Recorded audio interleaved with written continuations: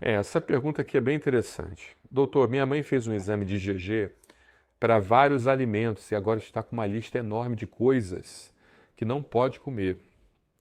Ela diz que é para limpar o corpo e melhorar a saúde geral. Isso está certo? Esse exame de IgG funciona para diagnosticar alergias? Olha, deixa eu falar para você, tem muitos médicos que acreditam nisso. Eu acho isso muito perigoso. Eu também não culpo esses médicos que acreditam nessa tecnologia. Eu vou ser sincero para vocês. Quando eu estive no Texas em 2006, essa tecnologia ela foi lançada e eu conversei com um colega formado em Harvard, um médico formado em Harvard, Faculdade de Harvard, uma das melhores do mundo em medicina.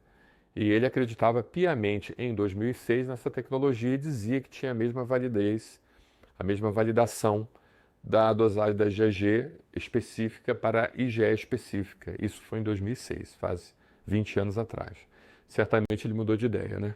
Porque hoje a gente sabe, que eu não tive mais contato com ele depois, uma pessoa muito simpática, conversamos muito tempo, lá no Texas, né, na Universidade do Texas, e ele era médico de um setor lá, rapaz novo naquela época, e ele falou realmente que não tinha nenhuma diferença, né? Que os resultados de GG específica poderiam ser considerados assim como de GE específica. Hoje a gente sabe que não é bem assim, tá?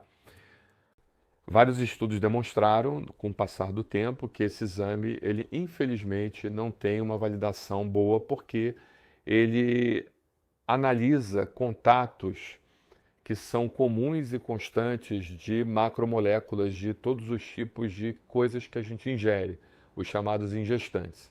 Porque não é só o alimento que nós ingerimos um monte de coisas além do alimento, né? Ingerimos saliva, nossa, ingerimos fragmentos na pele, do ar, ingerimos pelo de animais, ingerimos fragmentos de barata que estão no ambiente, que está junto com a poeira, pólen, ou seja, a gente ingere um monte de coisa. E em determinadas situações que o nosso intestino está muito fragilizado, por exemplo, a gente pega uma infecção, né, intestinal, uma gastroenterite, come alguma coisa estragada. Então, nosso intestino ele é fragilizado, ele fica inflamado. Essa inflamação aumenta a, o transporte de macromoléculas para o interior da corrente sanguínea, induzindo então uma reação a essas macromoléculas. Então, essa reação às macromoléculas, elas podem fazer justamente com que haja a produção desse anticorpo da classe IgG. Mas isso foi uma coisa transitória, né? Então, a grande maioria das pessoas tem muito anticorpo da classe IgG a tudo, né? Porque você pega uma infecção, você consome um antibiótico, você usa um anti-inflamatório que machuca também o intestino, que aumenta a permeabilidade intestinal.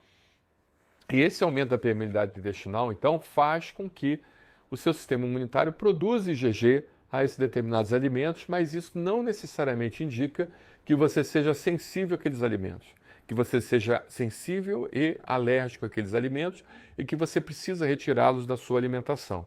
Entende? Então entendam dessa forma. Esse exame é um exame que causa mais confusão do que nos traz uma, uma certeza de que nós estaríamos ou não desenvolvendo uma certa reação a alguma coisa, tá bom? O exame melhor é justamente a dosagem da IgE específica. Esse é o exame melhor.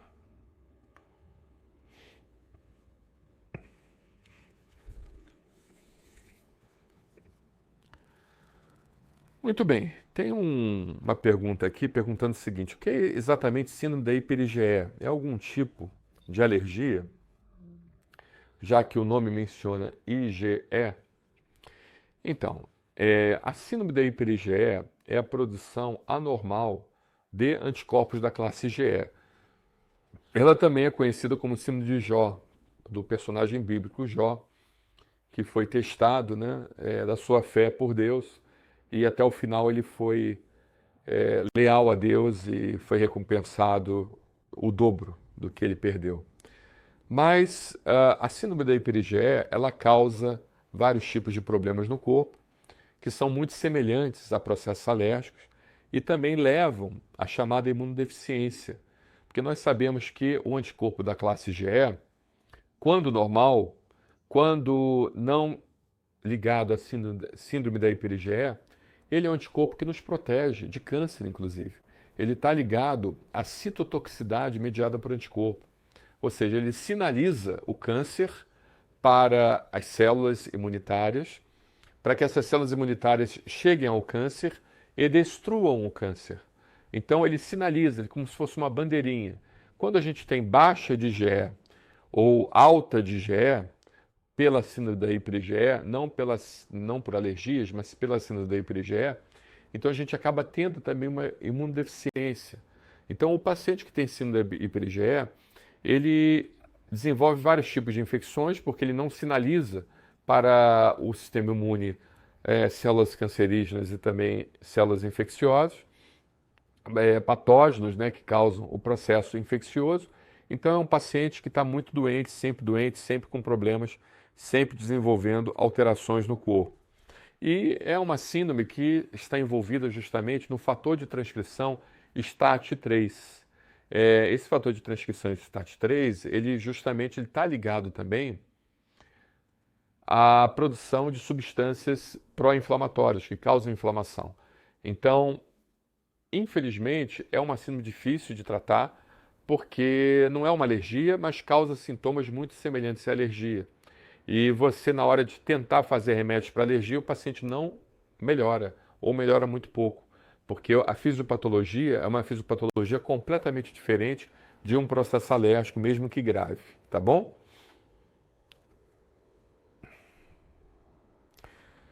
Esse paciente mesmo, ele também pergunta se é uma síndrome hereditária, se é uma doença hereditária, como ele é transmitida. Bem, na verdade, não é transmitida de pessoa para pessoa como uma infecção, como um vírus, como uma bactéria. Mas pode ser transmitida justamente dos pais para os filhos. É uma síndrome autossômica dominante, ou seja, significa que os dois precisam ter o gene defeituoso para que o paciente desenvolva então essa alteração no fator de transcrição STAT3. E está justamente envolvida dois genes, né? Duas alterações genéticas foram encontradas nessa síndrome, que é o DOCK8 e o ROR-C2. Então, essas duas alterações genéticas, elas foram as responsáveis justamente por levar essa síndrome de ativação induzida pelo gene